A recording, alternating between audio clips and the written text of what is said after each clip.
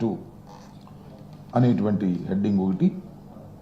తిరుమల కల్తీ నెయ్యి సరఫరా కేసులో నిందితుల అరెస్టు అని. సరే, ఎవరైతే సరఫరా చేశారో వారి మీద వచ్చినటువంటి ఆరోపణల మీద దీని మీద విచారణ జరుగుతూ ఉంది.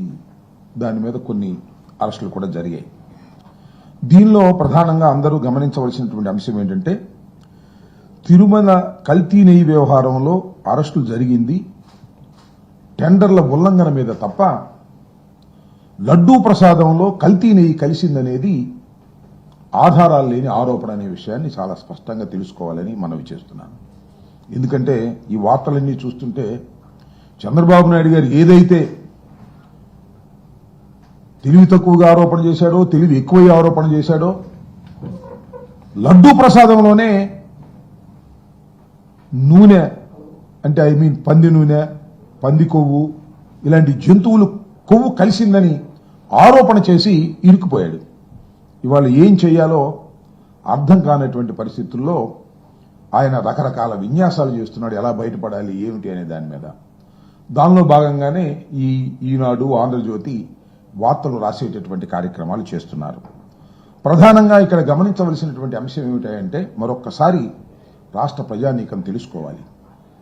తిరుమల తిరుపతి దేవస్థానం అనేది చాలా పవిత్రమైనటువంటి దేవాలయంగా ప్రపంచవ్యాపితంగా కోట్లాది మంది భక్తులు భావిస్తూ ఉంటారు. అంతేకాదు, పవిత్రతకే కాదు, నాణ్యతకి, పరిశుభ్రతకి కూడా చాలా పేరు ప్రఖ్యాతులు గడించినటువంటి దేవాలయం. ఈ దేవాలయంలో అన్నప్రసాదాలు కానీ, ప్రసాదం కానీ తయారీలో, నాణ్యతలో, శుభ్రతలో నెంబర్ 1 అని పేరు. అన్ని దేవాలయాలు, ప్రపంచంలో ఉన్నటువంటి అనేకమైన దేవాలయాలు, దేశంలో అనేక దేవాలయాలు ఈ తిరుమల తిరుపతి దేవస్థానంలో ఏ విధంగా ప్రసాదాలు తయారు చేస్తారు, ఏ విధంగా ప్రమాణాలు పాటిస్తారు అనే దాని మీద అధ్యయనం చేసి వారు కూడా దీని నుంచి తెలుసుకునేంత స్థాయిలో జరుగుతూ ఉంటాయి. ఇది అందరికీ తెలిసినటువంటి సత్యం. దశాబ్దాలుగా ఒక పద్ధతి అక్కడ ఏర్పాటు చేశారు. ఆ పద్ధతి ఏమిటంటే, ఏదైనా సరే ఒక లడ్డూ ప్రసాదానికి ఆవు నెయ్యిని పవిత్రంగా వాడతారు. ఆ ఆవు నెయ్యి సరఫరా చేసేటటువంటి వారికి ప్రతి 6 నెలలకి ఒకసారి టెండర్ వేస్తారు. ఇదేది చంద్రబాబు నాయుడు గారు చేసిందో, జగన్మోహన్ రెడ్డి గారు చేసిందో కాదు, ఇది ఆనవాయితీగా వస్తున్నటువంటి అంశం. ప్రతి 6 నెలలకి ఒక ఈ టెండర్ పిలుస్తారు. ఈ టెండర్లో ఎవరైతే L1గా వస్తారో వారికి ఇస్తారు. ఇచ్చిన తర్వాత వారు సరఫరా చేసేటటువంటి నెయ్యిని పరిశీలన చేస్తారు, టెస్ట్ చేస్తారు. దాని నుంచి శాంపిల్స్ తీస్తారు. శాంపిల్స్ తీసి 3 టెస్టులు చేస్తారు. ఆ 3 టెస్టుల్లో పాస్ అయితే ఖచ్చితంగా ఇవి బాగున్నాయి, కల్తీ లేదు అని తెలిస్తేనే దాన్ని కొండ మీదకు పంపిస్తారు. ఇది వాళ్ళు జరుగుతున్నటువంటి అంశం కాదు. ఒకవేళ ఆ 3 టెస్టుల్లో కల్తీ కానీ, కరెక్ట్గా కానీ లేదు అని భావిస్తే వెంటనే తిరిగి పంపించేస్తారు. అలా జగన్మోహన్ రెడ్డి గారి హయాంలోనూ సుమారుగా 18 ట్యాంకర్లు పంపించేశారు. అలాగే చంద్రబాబు నాయుడు గారి టైంలో కూడా 2014-19లో కూడా నాణ్యత లోపించింది, టెస్టుల్లో సరిగా లేదు అని భావించినప్పుడు వాళ్ళు కూడా పంపించారు. ఇదేం కొత్త కాదు. చంద్రబాబు నాయుడు గారి హయాంలో కానీ, జగన్మోహన్ రెడ్డి గారి హయాంలో కానీ ఏదైతే టెస్టులు పాస్ కాలేదో, అక్కడ కరెక్ట్గా లెక్కలు రాలేదో, ఆ నాణ్యతకు సంబంధించి వాటిని రిజెక్ట్ చేసి కిందకి పంపించేస్తారు. ఏదైతే నాణ్యత బాగుందనేది వచ్చిందో వాటిని మాత్రమే అన్న ప్రసాదాలకు వాడతారు. ఎక్కడ ఇంకా కల్తీ కలిసే అవకాశమే లేదు. ఈ టెస్టులన్నీ పాస్ అయిన నెయ్యినే వాడినప్పుడు ఇక లడ్డూ ప్రసాదంలో కల్తీ కలిగే అవకాశమే లేదు అనేది అందరికీ తెలిసినటువంటి సత్యం. ఇవాళ చంద్రబాబు నాయుడు గారు అధికారంలోకి వచ్చారు. జూన్ 4వ తారీఖున ఫలితాలు వచ్చాయి. చంద్రబాబు నాయుడు గారు జూన్ 12వ తారీఖున ప్రమాణ స్వీకారం చేశారు. జగన్మోహన్ రెడ్డి గారు హయాంలో ఉండగానే రొటీన్గా వచ్చినటువంటి టెండర్స్లో టెండర్లు ఫైనలైజ్ అయ్యాయి. ఆ టెండర్లు ఫైనలైజ్ అయింది ఏఆర్ సప్లై సంబంధించినటువంటి వాళ్ళు సప్లై ఇవ్వడానికి టెండర్ ఫైనలైజ్ అయింది. వాళ్ళు సప్లై ఎప్పటి నుంచి చేయటం మొదలెట్టారు అంటే జూన్ 12, 21, 25/4 ఇవన్నీ కూడా చంద్రబాబు నాయుడు గారు ముఖ్యమంత్రి అయిన తరువాత మాత్రమే సరఫరా ప్రారంభమైంది. ఆ సరఫరా ప్రారంభమైతే జూన్ 12, జూన్ 21, జూన్ 25, జూన్ 4 తారీఖుల్లో వచ్చినటువంటి ట్యాంకర్లన్నీ కూడా టెస్టులు చేశారు, శాంపిల్స్ తీసుకున్నారు, బ్రహ్మాండంగా ఉన్నాయని పంపించారు. ఆ తర్వాత జూలై 6వ తారీఖున, జూలై 12వ తారీఖున కొన్ని ట్యాంకర్లు వచ్చాయి. ఆ ట్యాంకర్లను టెస్ట్ చేశారు, అవి ఫెయిల్ అయినాయి. ఫెయిల్ అయిన వాటిని తిరిగి పంపించేశారు. ఇది జరిగినటువంటి అంశం. చంద్రబాబు నాయుడు గారి హయాంలో కూడా ఇలాగే 14, 19లో కూడా సుమారుగా 15 ట్యాంకర్లను ఈ విధంగా వెనక పంపించేశారు. జగన్మోహన్ రెడ్డి గారి హయాంలో 18 ట్యాంకర్లని వెనక్కి పంపించారు. ఇలా ఏదైతే ట్యాంకర్లు వచ్చాయో ఆ 4 ట్యాంకర్లన్నీ నెయ్యిని వాడుకోకుండా వెనక్కి పంపించేశారు, అయిపోయింది. ఆ తర్వాత శ్యామలరావు గారు, ఈవో గారు, ఆయన ఒక సమావేశం పెట్టి ఆ సమావేశంలో ఏం చెప్పారంటే, ఈ 4 ట్యాంకర్లలో వనస్పతి ఆయిల్ కలిసిందని మాకు రిపోర్ట్ వచ్చింది, అందువల్ల అవి మేము వాడలేదు, అవి వెనక్కి పంపించామని చెప్పారు. ఇది జులైలో. ఇదిలా ఉంటే నారా చంద్రబాబు నాయుడు గారు రాజకీయ లబ్ధి పొందాలనేటువంటి దురుద్దేశంతో శ్రీ శ్రీ శ్రీ శ్రీ వెంకటేశ్వర స్వామిని, పవిత్రమైనటువంటి దేవాలయాన్ని, భక్తుల్ని ఉపయోగించుకొని జగన్మోహన్ రెడ్డి గారి ప్రభుత్వం మీద, వైఎస్ఆర్ కాంగ్రెస్ పార్టీ మీద బురద జల్లాలనేటువంటి ఉద్దేశంతో రాజకీయ లబ్ధి పొందాలని భగవంతుడిని అడ్డం పెట్టుకుని చంద్రబాబు నాయుడు సెప్టెంబర్ 18న ఈ కూటమి సమావేశం జరిగింది, ఎమ్మెల్యేలందరూ. దానిలో ఒక అపవిత్రమైన మాట, పచ్చి అబద్ధపు మాట, దురుద్దేశంతో కూడుకున్న మాట, జగన్మోహన్ రెడ్డి గారి మీద కక్షతో, ప్రభుత్వం మీద కక్షతో, దైవాన్ని అడ్డం పెట్టుకుని వాడాలనే దురుద్దేశంతో ఒక మాట మాట్లాడాడు.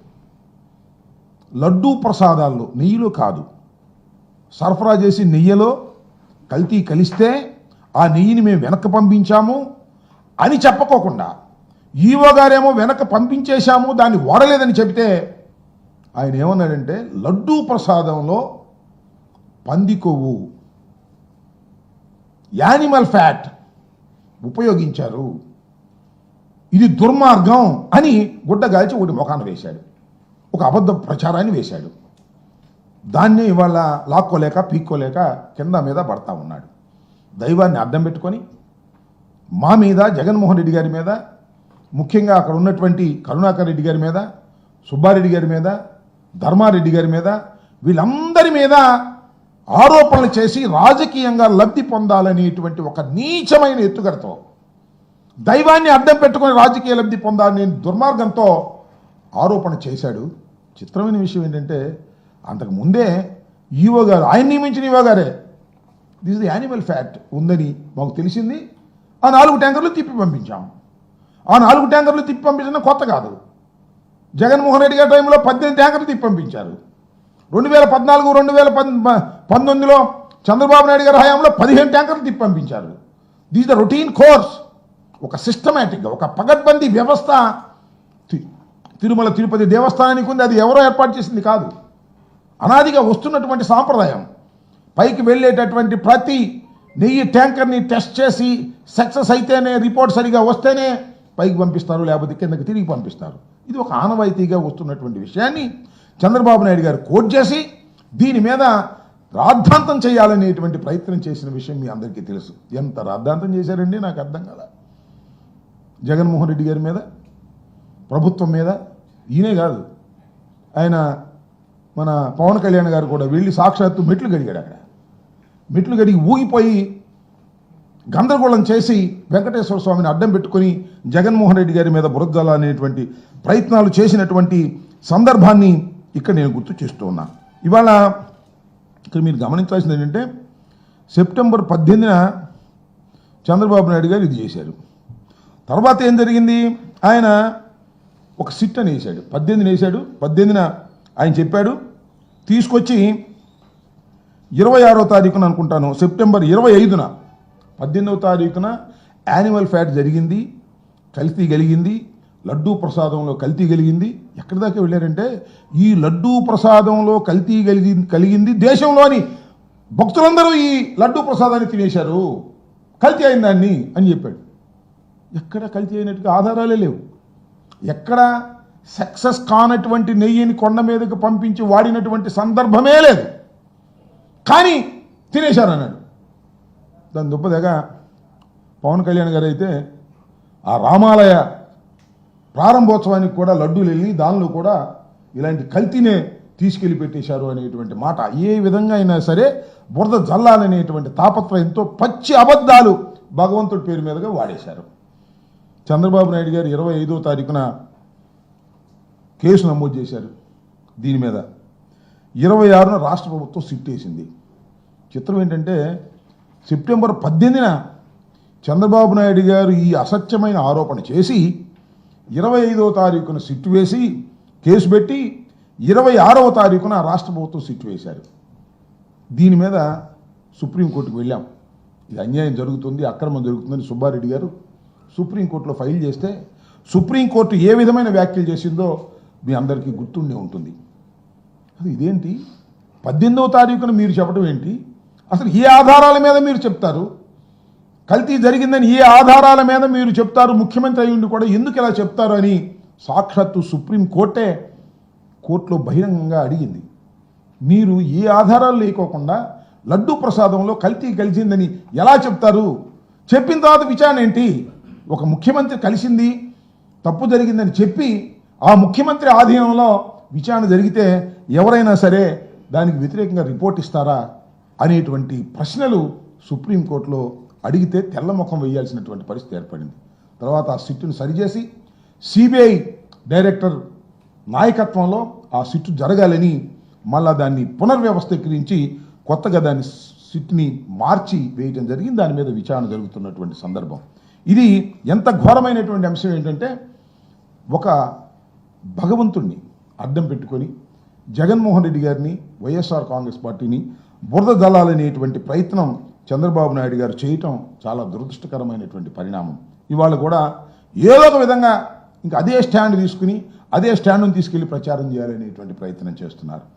చాలా స్పష్టంగా లోతుగా ఆలోచిస్తే ఎవరికైనా అర్థమయ్యేది ఒక్కటే, ఏదైతే వీళ్ళు తీసుకెళ్ళి మళ్ళా ఎన్డీబీఐకి పంపించారు రిపోర్ట్, దానిలో వాళ్ళు చాలా స్పష్టంగా చెప్పినటువంటి అంశాన్ని మీ దృష్టిలోకి తీసుకొస్తాను. వాళ్ళు ఏమంటారంటే, అయ్యా మా దగ్గర ఈ రిపోర్ట్ వచ్చింది, ఈ రిపోర్ట్ కిందే ఒక డిస్క్లైమర్ పెట్టారు. ఏమని డిస్క్లైమర్ పెట్టారంటే, ఆవులు ఆహారం సరిగ్గా తీసుకోకపోతే, మేత సరిగ్గా లేకపోతే కూడా ఇలాంటి రిపోర్ట్స్ వచ్చేటటువంటి అవకాశం ఉంది, ఇది పూర్తిగా నమ్మటానికి వీల్లేదని ఎవరైతే సర్టిఫై చేశారో ఆ సర్టిఫై చేసిన వాళ్ళే డిస్క్లైమర్ ఇస్తే కల్తీ కలిసిందంటాడు చంద్రబాబు నాయుడు గారు. నాకు అర్థం కాల. ఇవన్నీ ఏంటి? వాడనటువంటి నెయ్యి రిపోర్ట్లోనే ఈ విధంగా ఖచ్చితత్వం లోపించే అవకాశం ఉంది అనే డిస్క్లైమర్ వాళ్ళు ఇచ్చారు. తాము ఇచ్చిన రిజల్ట్స్ కొన్ని సందర్భాల్లో ఖచ్చితత్వం లోపిస్తుంది, కొన్ని సందర్భాలు ఎక్సెప్షనల్ సందర్భాల్లో ఖచ్చితత్వం లోపిస్తుందని ఎన్డీడీబీ రిపోర్ట్ ఇచ్చింది. ఏమని? దానిలో నెయ్యి వల్ల, అలానే ఆవాలు, అవిసెలు, సామాయిలు లాంటి వెజిటబుల్ ఆయిల్స్ వర్ణంలో ఆహారంలో ఇచ్చిన ఆవుల నుంచి వచ్చే పాలలో తయారు చేసే నెయ్యి వల్ల ఇలాంటి ఇబ్బందులు వస్తాయి అనేటువంటి మాట వాళ్ళు డిస్క్లైమర్లో చాలా స్పష్టంగా ఈ ఎన్డీడీబీ ఇస్తే దాన్ని పట్టుకొని వాళ్ళ రాద్ధాంతం చేయాలనేటువంటి ప్రయత్నం నారా చంద్రబాబు నాయుడు గారు కుట్రపూరితంగా చేస్తున్నారనే అంశాన్ని దయచేసి గమనించాలని, ఇదంతా కూడా సిట్టు జరుగుతున్నటువంటి అంటిది కూడా వాడని నెయ్యి మీద జరుగుతున్నటువంటి విచారణే తప్ప వాడిన నెయ్యి మీద జరుగుతున్నటువంటి విచారణ కాదు. లడ్డూ ప్రసాదాలలో ఏ విధమైన కల్తీ నెయ్యిని వాడారనేటువంటి ఆధారాలు కానీ అనుమానాలు కానీ లేకపోయినా నారా చంద్రబాబు నాయుడు గారు వాడేశారని, అది తినేశారని ఒక అపవిత్రమైనటువంటి ప్రచారాన్ని చేయటం చాలా దురదృష్టకరం. దీనికి ఖచ్చితంగా నారా చంద్రబాబు నాయుడు గారు మూల్యం చెల్లించక తప్పదు. ఇన్ని పచ్చి అబద్ధాలు శ్రీ శ్రీ శ్రీ శ్రీ వెంకటేశ్వర స్వామిని అడ్డం పెట్టుకొని చేయటం అనేది దుర్మార్గమైన విషయంగా మేము ఈ సందర్భంగా చెబుతున్నాం. రాష్ట్ర ప్రజానీకం కూడా ముఖ్యంగా శ్రీ శ్రీ శ్రీ వెంకటేశ్వర స్వామి వారి భక్తులు దీన్ని అర్థం చేసుకోవాలని, ఒక దుర్మార్గమైన కుట్ర దేవాలయాన్ని అడ్డం పెట్టుకొని చేస్తున్నటువంటి చంద్రబాబు నాయుడు గారి మనస్తత్వాన్ని అర్థం చేసుకోవాలని ఈ సందర్భంగా మీ అందరికీ కూడా మనవి చేస్తున్నాను.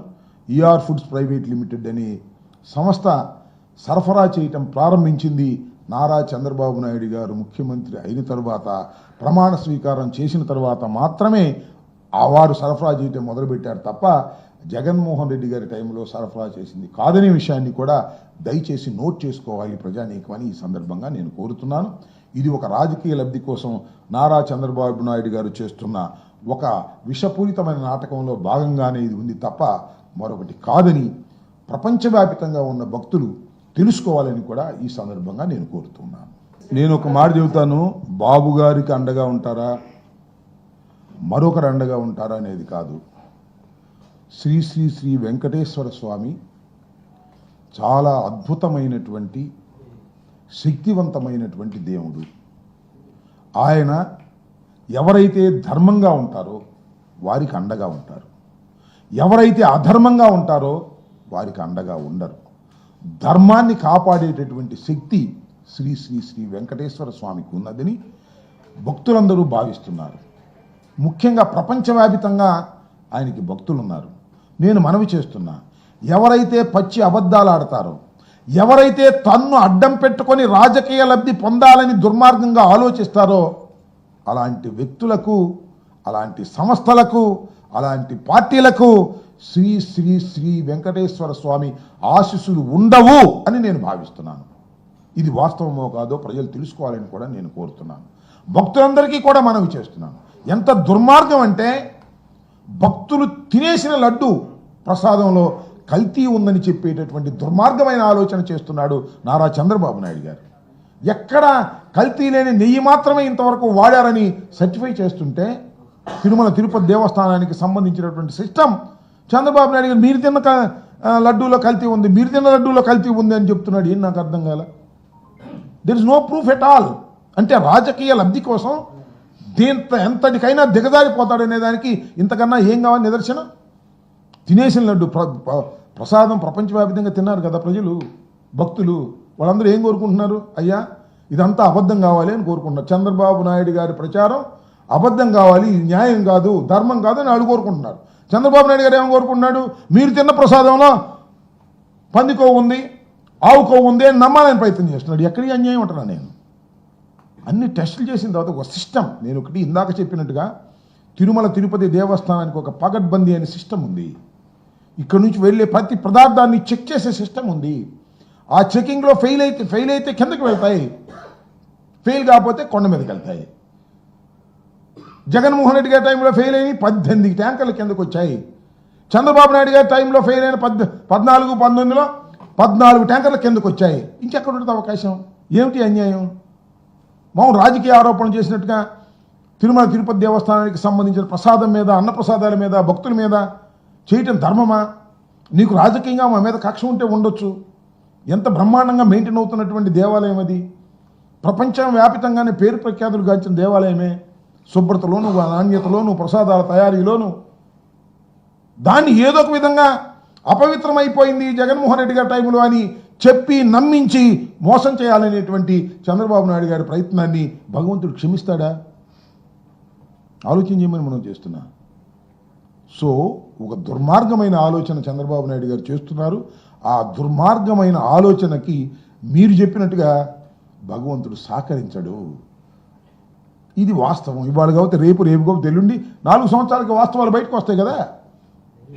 వాడని నెయ్యిలో కల్తీ ఉందని సర్టిఫికెట్ వస్తే ఆ లడ్డూలో కల్తీ ఉందని చెప్పేటటువంటి దుర్మార్గమైన ఆలోచన ఈ దేశంలో, ఈ ప్రపంచంలో నీచుడైన చంద్రబాబు నాయుడుకి వస్తే తప్ప మరెవరికి రాదు. దుర్మార్గుడైన చంద్రబాబు నాయుడుకి వస్తే తప్ప మరొకరికి రాదు. వాడని నెయ్యిలో ఏదో ఉందని ఏం మాటలు ఇవన్నీ కూడా. ఓకే ఏమండి, అది మీరు ఆ సిట్టు వేసిన పరిధి టీడీడీ చైర్మన్ మీద ఇంకోళ్ళ మీద కాదు. లడ్డూ ప్రసాదంలో కల్తీ ఉందా, ఆయిల్లో కల్తీ ఉందా, దాని మీద విచారణ జరిగి వాళ్ళు రిపోర్ట్ ఇస్తారు. సిబిఐ డైరెక్టర్ ఆధ్వర్యంలో జరుగుతుంది అది. ఇక్కడ ఇవాళ జరుగుతున్నటువంటి విచారణ కూడా, ఇవాళ జరుగుతున్న అరెస్టులు కూడా నేను చాలా స్పష్టంగా చెప్తున్నటువంటి అంశం ఏమిటంటే, ఆ తిప్పి పంపించినటువంటి ఏవైతే ట్యాంకర్స్ ఉన్నాయో, ఏవైతే ఫెయిల్ అయిపోయినాయో, సర్టిఫై కాలేదో, ఎవరైతే సరఫరా చేశారో, ఏఆర్ ఫుడ్స్ అనేవారు సరఫరా చేశారో, వారికి ఎవరైతే సరఫరా చేశారో వారి మీద విచారణలో భాగంగా మాత్రమే ఇవాళ అరెస్టులు, కేసులు జరుగుతున్నాయి తప్ప లడ్డూ ప్రసాదంలో కల్తీ జరిగిందనేది ఎక్కడా ఆధారాలు లేవు, నిరూపణ లేదు, నిరూపణ సాధ్యం కాదు. ఏవైతే రిజెక్ట్ చేయబడ్డాయో 4 ట్యాంకులు రిజెక్ట్ చేయబడ్డాయి, దాని మీద ఎన్డీడీబీ రిపోర్టుకు పంపించారు, దాని మీద విచారణ జరుగుతుంది. అయ్యా, మీరు ఈ రకమైనటువంటి పవిత్రమైనటువంటి దేవాలయానికి మీరు పంపించవలసినటువంటి నెయ్యిని ఎందుకు కలిపారు, అందువల్ల మేము రిజెక్ట్ చేశాము, ఇలా చేయటం తప్పు కాదా, టెండర్స్ని ఉల్లంఘించడం కాదా అనే దాని మీద విచారణ జరుగుతున్నది. అంతే తప్ప లడ్డూ ప్రసాదం మీద కాదు అనేది మీరు నిర్ధారణ చేసుకోవాలి. ఇంతకుముందు కూడా ఎందుకు జరగలేదని నేను అడుగుతా ఉన్నా. చంద్రబాబు నాయుడు గారి టైంలో 15 ట్యాంకర్లు తిరిగి వచ్చాయి. జగన్మోహన్ రెడ్డి గారి టైంలో 18 ట్యాంకర్లు తిరిగి పంపించారు. వాటి మీద ఎందుకు కేసులు పెట్టలేదు? ఇవాళ ఈ 4 ట్యాంకుల మీద ఎందుకు కేసులు పెడుతున్నారు అంటే, చంద్రబాబు నాయుడు గారు నోరు జారాడు, ఇరుక్కుపోయాడు. ఎన్డీఏ మీటింగ్లో అందరూ ఎమ్మెల్యేలు కూర్చుని, మంత్రులు కూర్చున్న మీటింగ్లో జగన్మోహన్ రెడ్డి గారి టైంలో తిరుమల తిరుపతి దేవస్థానంలో ఆయిల్లో, నూనెలో పంది కొవ్వు కలిపారు, జంతువుల కొవ్వు కలిపారు అని వాడేశాడు. ఆ వాడేసిన దాన్ని మోసుకెళ్తున్నారు వీళ్ళందరూ కూడా. ఈఓలు, జేఈఓలు, మంత్రులు ఆ మాట కాదని ఇలా అంటారు. అందువలనే సిబిఐ డైరెక్టర్ నాయకత్వంలో ఇవాళ జరుగుతూ ఉంది. ఒక్క మాట చెప్తున్నానయ్యా, అప్పుడు కానీ ఇప్పుడు కానీ ఎప్పుడు కానీ అసలు ప్రభుత్వానికి సంబంధం లేదు. కంప్లీట్లీ తిరుమల తిరుపతి దేవస్థానం ఆ స్ట్రక్చర్లోనే ఇవన్నీ ఉంటాయి. ప్రభుత్వానికి ఏం సంబంధం? ఒక సిస్టమ్ ఉంది, ఆ సిస్టమ్ ప్రకారం వాళ్ళు ఫాలో అవుతారు. ప్రభుత్వం ఎక్కడ ఇంటర్ఫీర్ కాదు. దానికి ఒక బోర్డు ఉంది, చైర్మన్ ఉన్నాడు, ఎంప్లాయ్ ఈఓ ఉన్నారు, జేఈఓ ఉన్నారు, ఇంకా జేఈఓలు ఉన్నారు, స్టాఫ్ ఉంది, చెకింగ్ మిషనరీ ఉంది, చాలా సొఫిస్టికేటెడ్ వ్యవహారాలన్నీ ఉన్నాయి. అది తీసుకొని జగన్మోహన్ రెడ్డి గారి మెడలో గట్టయితే పొద్దునుకున్నాడు అంతే. జగన్మోహన్ రెడ్డి గారి మెడలో కట్టేయటం, ఇంకోళ్ళ మెడలో కట్టేసి బురద జలేసేద్దాం, మనం బలంగా ఉన్నాం, మనం గెలిచాం, మనం ఏం చెప్పినా నమ్ముతారు, మనం ఏం చెప్పినా పత్రికలు రాస్తాయి, ఈనాడు రాస్తాయి, ఆంధ్రజ్యోతి రాసిద్ది, ఇంకో ఛానల్ చూపించింది, జగన్మోహన్ రెడ్డి గారిని కొంగేసేద్దాం ఇప్పుడే ఆరోపణలు చేశారంటే నమ్మాలి కదా ప్రజలు. పైన భగవంతుడు ఉన్నాడు కదా, వాస్తవాలు గమనిస్తున్నాడు కదా. ఇలాంటి దుర్మార్గం ఎలా సపోర్ట్ చేస్తాడు? ఇది గమనించాలి. ఇలాంటి దుర్మార్గమైన కార్యక్రమాలకి భగవంతుని వాడుకునేటటువంటి నీచమైన సాంప్రదాయాన్ని చంద్రబాబు నాయుడు గారు తీసుకురావడం చాలా తప్పు. అఫ్కోర్స్ చేయమని, ఇంకా ఆరోపణలు చేయమని జగన్మోహన్ రెడ్డి గారి మీద భగవంతుని అడ్డం పెట్టుకోకుండా చాలా ఆరోపణలు చేయొచ్చు రాజకీయంగా, no problem, we can face it. Venkateshwara స్వామిని అడ్డం పెట్టుకుని ఇలాంటి ఆరోపణలు చేయడం దుర్మార్గం కదా. ఇంకా చాలా రాజకీయాలు ఆరోపణలు చేయొచ్చు. నేను బ్రహ్మాండంగా అమలు చేశాను, సంక్షేమ కార్యక్రమం చెప్పే దమ్ము లేదు. జగన్మోహన్ రెడ్డి గారు బ్రహ్మాండంగా అమలు చేశాడు. అట్లా చెప్పుకునేటువంటి పరిస్థితి ఇవాళ లేదు చంద్రబాబు నాయుడు గారికి. కాబట్టి ఏదో ఒక గుడ్డగాల్చి ముఖాన వేసి తుడుచుకోవాలనేటువంటి ప్రయత్నం చంద్రబాబు నాయుడు గారు చేస్తున్నారు. అందువల్లనే అలా చేయటం వలనే, అలాంటి ఆలోచన విధానాన్ని, అలాంటి పద్ధతుల్ని చంద్రబాబు నాయుడు గారు అనుసరించడం వలనే 8 మాసాలు నిండి 9వ మాసం వచ్చింది. ఇప్పటికీ ప్రభుత్వ వ్యతిరేకత శరవేగంతో పెరుగుతున్నటువంటి విషయాన్ని కొలబద్దలు ఏమీ లేవు, కానీ మన మనసుకు అర్థమవుతాయి, చంద్రబాబు నాయుడు గారి మనసుకు కూడా అర్థమవుతాయి. ప్రజల్లో తీవ్రమైనటువంటి వ్యతిరేకత ప్రబలుతా ఉన్నది. ఇచ్చినటువంటి వాగ్దానాలను చంద్రబాబు నాయుడు గారు నెరవేర్చలేకపోతున్నారు. నెరవేర్చలేకపోగా డబ్బులు లేవంటున్నాడు చంద్రబాబు నాయుడు గారు. ఎన్నికలకు ముందేమో నేను సంపద సృష్టిస్తా అన్నాడు. మొన్న ఇక్కడ చెబుతున్నాడయ్యా, సంపద సృష్టించగానే నేను అన్ని పథకాలు అమలు చేస్తాను, ఆ డబ్బులు ఎలా సంపాదించాలో నా చెవులో చెప్పమంటున్నాడు. ఈయన చెవులో చెబితే ఈయనెందుకు ముఖ్యమంత్రి? నేనేమో సృష్టిస్తా అనేమో ఎన్నికలకు ముందు బ్యాండ్ పెట్టుకున్నాడు. ఇవాళేమో చెవులో చెప్పాలంటే వచ్చి డబ్బులు ఎలా సంపాదించాలో ఈయనకి చెవులో చెప్పేటట్టయితే ఇంక ఈయనెందుకు ముఖ్యమంత్రి నాకు అర్థం కాల. సంపద సృష్టిస్తా, అనుభవం ఉంది నాకు అని కోతలు కోసేసిన చంద్రబాబు నాయుడు గారి వాళ్ళ సంపద సృష్టించలేక, అప్పులు పుట్టక, సెంట్రల్ గవర్నమెంట్ దగ్గరికి వెళ్ళి గ్యారెంటీలు తీసుకొని 26,000 కోట్ల రూపాయలు అప్పు తీసుకొని అమరావతిలో రోడ్లు వేయాలనే తాపత్రయంలో తప్ప సంక్షేమ కార్యక్రమాలు అమలు చేయాలనేటువంటి ఆలోచన లేదు, చెయ్యలేడు, చెయ్యబోడు.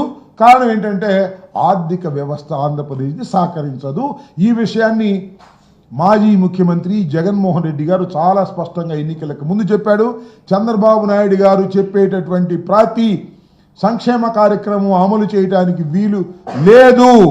నేను చేసినటువంటి సంక్షేమ కార్యక్రమాలు కొనసాగించడమే చాలా కష్టంగా ఉన్నటువంటి రోజులు అని చెబితే అదే చెప్పాడు. చివరికి ఆయన ఇచ్చినటువంటి సంక్షేమ కార్యక్రమాలే అమ్మఒడి లేదే, 2, 3, 4 అన్నారు, ఒక్కడికి లేకుండా పోయింది. రైతు భరోసా అంటే అదేమన్నాడు, ఏదో ఇది అన్నదాత సుఖీభావ్ అన్నాడు, లేదు 20,000 అన్నాడు, అది లేదు.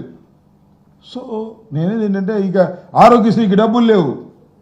ఈ రకంగా జగన్మోహన్ రెడ్డి గారి కాలంలో అమలు చేసినటువంటి సంక్షేమ కార్యక్రమాలనే అమలు చేయలేని దుస్థితిలోకి ఈ చంద్రబాబు నాయుడు గారు నెట్టబడ్డాడు. ఇంకా సంపద సృష్టించేది ఎప్పుడు, ఈ సంక్షేమ కార్యక్రమాలు అమలు చేసేది ఎప్పుడు, ప్రజలు ఈయన్ని నమ్మేది ఎప్పుడు? అయితే ఆయనకు ఒక పెద్ద నమ్మకం ఉంది, ఇంకా 4.5 సంవత్సరాలకు కదా, ఏం చేద్దామని చూద్దామని. అప్పుడు మళ్ళీ ఇంకో నాటకం ఆడదాం, అప్పుడు మళ్ళీ ఇంకో అబద్ధం ఆడదాం, మళ్ళీ ఇంకో డ్రామా వేద్దాం అనేటువంటి ఆలోచన కలిగినటువంటి వ్యక్తి నారా చంద్రబాబు నాయుడు గారు. నేను మనవి చేస్తున్నా, ఛాలెంజ్ చేసి చెప్తున్నా, జగన్మోహన్ రెడ్డి గారు ముఖ్యమంత్రి అయిన తర్వాత మేనిఫెస్టోలో పెట్టిన ప్రతి వాగ్దానాన్ని డే 1 నుంచి అమలు చేశాడు. గుర్తుపెట్టుకోండి, డే 1 వాయిదాలు వేయలా, డే 1 నుంచి అమలు చేశాడు. ఎక్కడ సరే మా దురదృష్టం బాగోలేదు, ఏం జరిగిందో జరిగింది, ఓడిపోయాం, అది వేరే అంశం. కానీ డే 1 నుంచి దిగిపోయేంత వరకు ఎంత కష్టమైన నష్టమైన అమలు చేసినటువంటి ఘనత జగన్మోహన్ రెడ్డి గారు. దాన్ని మనం చేస్తున్నాం. చంద్రబాబు నాయుడు గారు రాగానే అమలు లేదు, ఏమీ లేదు, వాయిదాలు వేసుకుంటూ వెళ్తున్నాడు. అదేమంటే ఆర్థిక పరిస్థితి బాగోలేదు అన్నాడు. బాగోలేదంటే సరే, అది వేరే విషయం. దీనికి కారణం జగన్మోహన్ రెడ్డి గారు అంట, వ్యవస్థను నాశనం చేశాడంట, డబ్బులు లేకుండా చేశాడంట, ఖజానాలు లేవంట, ఇవన్నీ ఆయనకి తెలియదంట. విన్నారుగా, ఇవన్నీ ఆయనకి తెలియదంట. ఇంతగా వ్యవస్థ దెబ్బతినిపోయిందని నేను అనుకోలేదు అన్నాడు వాళ్ళు చూసి. అంతకుముందు ఏం చెప్పాడు, 14 లక్షల కోట్ల రూపాయలు అప్పు చేశాడు జగన్మోహన్ రెడ్డి గారు అన్నాడు. చివరకు చూస్తే అది 6 లక్షల కోట్లు చిల్లరైంది అంతే. ఇలా ఒక దుర్మార్గమైనటువంటి పద్ధతుల్లో ఇవాళ చంద్రబాబు నాయుడు గారు పరిపాలన చేస్తుంటే ఆయన గ్యారంటీ ఇచ్చిన ఆయనేమో మాట్లాడట్ల. మరి ఆయన పవన్ కళ్యాణ్ గారు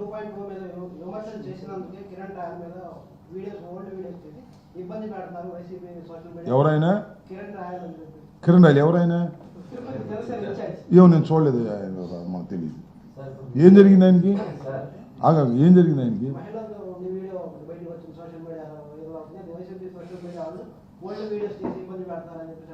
ఏమో మరి నాది మహిళలు, మరి కిరణ్ రాయలు ఏం జరిగిందో మరి ఏంటో నేను కూడా చూడలేదయ్యా. ఎవరైనా మహిళలు ఆరోపణలు చేశారు ఆయన మీద? ఏమో మరి మనకు తెలియని వ్యవహారం అది, దాని జోలి మనకి ఎందుకులే. కానీ ఆ స్థాయిలో వైసీపీ పార్టీ పోరాటం చేస్తుందా ఆ పథకాల అమలు కోసం? ఎందుకు చేయడం లేదని అంటే పోరాటం ఏం చేయాలి సలహా చెప్పు, నాకు అర్థం కాదు. అది కదయ్యా, వాళ్ళు 8 మాసాలు అయింది చంద్రబాబు నాయుడు గారు అధికారంలోకి వచ్చి, ఆయన ఇచ్చిన హామీలను నెరవేర్చడం లేదు, ప్రజల్లో వ్యతిరేకత పెరుగుతుంది. మేమేం పోరాటం చేయాలి? చేస్తున్నాంగా, ఆల్రెడీ 3-4 సార్లు ధర్నా చేశాం. వాళ్ళకు ఒకటే గ్యారెంటీ ఏంటంటే ఇంకా 4 సంవత్సరాలు అధికారంలో ఉంటాం కాబట్టి మేము ఏమైనా చేస్తామని ప్రయత్నం చేస్తున్నారు. మేము అసలు మా జగన్మోహన్ రెడ్డి గారు డే 1 నుంచి పోరాటాలే. ఇప్పుడు 3 ధర్నాలు చేశాం, ఇప్పటికి 9 మాసాలు కాలా, ఇంకా కంప్లీట్ కాలా, ఇంకా మేము ఓటర్ నుంచి బయటికి రాలా. ఇప్పుడు 3 సార్లు కలెక్టరేట్కి వెళ్ళి రిప్రజెంట్ చేసాం. మన కరెంటు ఛార్జీల మీద కరెంట్ ఆఫీస్కి ధర్నా చేసాం. మళ్ళీ ఫీజు రీంబర్స్మెంట్ మీద ధర్నా వాయిదా వేస్తూ వచ్చాం. ఎమ్మెల్సీ కోడ్ ఉండటం వల్ల పోరాటాలు చేయటంలో వెనుకాడే ప్రశ్న లేదు. పోరాటాలు చేస్తాం, ప్రజల్ని చైతన్యపరుస్తాం. ప్రజలు వాటిని తెలుసుకుంటారు. ప్రజలు పోరాటాల్లోకి వచ్చి పాల్గొకపోవచ్చు, అది వేరే విషయం. ఇంకా టైం పడుతుంది పోరాటాల్లోకి వచ్చి చేసేదానికి. చంద్రబాబు ఏమో భయపెట్టేస్తున్నాడు, అరెస్టులతో అక్రమాలతో భయపెట్టేస్తున్నాడు. చంద్రబాబు నాయుడు గారు అక్రమ అరెస్టులు చేసేస్తున్నాడు, సోషల్ మీడియా వాళ్ళని అరెస్ట్ చేసేస్తున్నాడు. 2 నెలలు 3 నెలలు 4 నెలలు. నాకు అర్థం కాల, మర్డర్ కేసులోనే 2 నెలలకి 3 నెలలకి బెయిల్ వస్తుంది, సోషల్ మీడియాలో 3 నెలల దాకా బెయిల్ రావట్లా. అంత పకడ్బందీగా పోలీస్ వ్యవస్థను వాడుతున్నాడు ఆయన. దుర్మార్గంగా వ్యవహరిస్తున్నాడు. పెద్ద పెద్ద లాయర్లు పెడుతున్నాడు. సుప్రీంకోర్టులో అసలు పెద్ద లాయర్లు పెట్టి సోషల్ మీడియాలో వాళ్ళకి రాకోకుండా, మా మీద కేసులు పెట్టిన వాళ్ళకి బెయిల్ రాకోకుండా వచ్చే విధంగా ఆయన మొత్తం పవర్నంతా ఉపయోగిస్తున్నాడు. ఎంతో కాలం కొనసాగదు, కొంతకాలం కొనసాగిద్ది తప్ప కలకాలం అది కొనసాగదనే విషయం ప్రజలకు తెలుసు, చంద్రబాబుకు తెలుసు. చూద్దాం ఏం జరిగిద్దాం. ఇప్పుడు నిన్న ఏంటి చిరంజీవి గారు ఒక సినిమా ఈవెంట్ లో ఆ, ప్రజారాజ్యం రూపాంతరం చెందింది జనసేన. దాన్ని మీరేమంటారు? నేనేమన్నాను, ఆయన ఇష్టం. నేను ఎందుకు అంటాను? అది లేటుగా చెప్పావేంటి అంటాను. ఆయన మీరు ఎప్పుడూ చెప్పినట్టున్నారు. నేను కాదు, ఆయన ఇప్పుడు దాకా ఎందుకు చెప్పలేదు. చిరంజీవి గారు ప్రజారాజ్యం పార్టీనే తొండ ముదిరి ఊసర వెళ్ళిందంట. అలాగే ప్రజారాజ్యం పార్టీ రూపాంతరం చెంది జనసేన అయిందనే విషయం ఇప్పుడు దాకా ఎందుకు చెప్పలేదు అన్నా నేను. అది నా బాధ. మంచిదే అన్నా తమ్ములు. అయితే రూపాంతరం చెంది ఇలా మారింది కానీ పాపం చిరంజీవి గారు నాకు కూడా బాగా తెలుసు. చాలా మంచివాడు, సౌమ్యుడు, ఒక విధంగా రాజకీయాలకు పెద్దగా పనికొచ్చే వ్యక్తి కాదు. దాని పేరు ప్రజారాజ్యం పార్టీ ముదిరి కాంగ్రెస్లో కలిసింది. ఈ జనసేన కూడా ముదిరి బీజేపీలో కలిసిద్దేమో, జాగ్రత్త పడమన్నా. దీన్ని కూడా అలా విలీనం చేసేస్తాడా? అన్నేమో కాంగ్రెస్లో విలీనం చేశాడు, తమ్ముడు బీజేపీలో విలీనం చేస్తాడా అనే సంకేతాలు కనిపిస్తున్నాయి అని చెప్పే మాట ప్రకారం. చిరంజీవి గారు ఏమన్నాడు? ఇది మారి అదేయింది అన్నాడు. ప్రజారాజ్యం మారి జనసేన కాలేదు, ప్రజారాజ్యం మారి కాంగ్రెస్ అయ్యింది, కాంగ్రెస్లో కేంద్ర మంత్రి అయ్యాడు. అలాగే జనసేన మారి బీజేపీలోకి చేరి మరి ఆయన కేంద్ర మంత్రి అవుతాడా? ఇలాంటి సందేశం ఏమన్నా ఇచ్చాడా? ఒకసారి చెక్ చేసుకోమని మనం చేస్తున్నాను. బాగా ఉన్నది చెప్పాను, బాగా చెప్పండి. Okay, right, thank you. నీకు ఏం కావాలో అది అడుగుతావు అంతే కదా. అది కదా లడ్డూ ప్రసాదం చేసి ఏదేదో అడుగుతున్నారు మీరు. నన్ను ఎక్కడికో తీసుకెళ్తున్నారు మీరు నన్ను. సరే,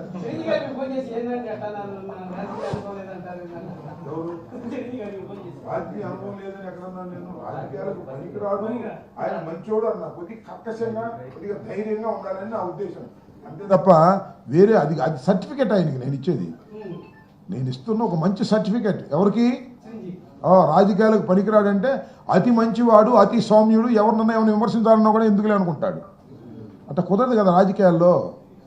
ఇప్పుడు నాకు చాలా సన్నిహితంగా ఉండే అవతల పార్టీలోకి వెళ్ళిన వాళ్ళు కూడా విమర్శిస్తున్నా, నాకు సన్నిహితులైన వాళ్ళు కూడా. అంటే పార్టీ స్టాండ్ కాబట్టి అలాంటి స్టాండ్ పాపం ఆయన తీసుకోలేడు. అందువల్ల తీసుకెళ్ళి శుభ్రంగా ఢిల్లీ కోటకు అప్పచెప్పాడు కాంగ్రెస్కి. ఎవరిని అడుగుతుంది? నన్ను. ఆయన అడుగు.